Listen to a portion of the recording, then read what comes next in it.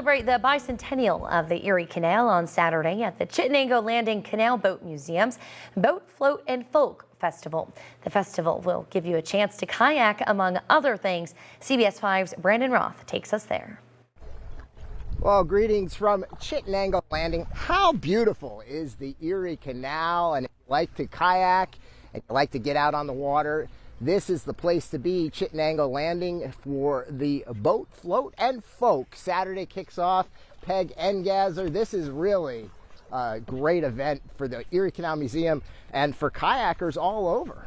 Yeah, we get people from all over the place to come. We have not only paddling, but also bands, folk music, Irish music, ukuleles, a lot of things for kids, food trucks. We've got it all. You can disembark at our brand new accessible kayak launch. It's a launch where you can roll right down to it or walk to it and put your kayak in and then push yourself out. You don't have to get wet.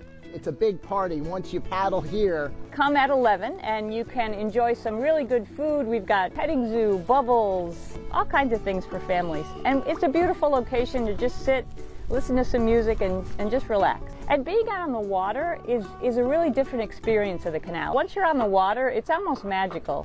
It is magical, and it's the 200th anniversary of the Erie Canal. And again, the Boat, Float, and Folk runs from Saturday here at the Erie Canal Museum at Chittenango Landing from 11 to 5. And we'll see you out on the water at Chittenango Landing. Brandon Roth reporting. So beautiful.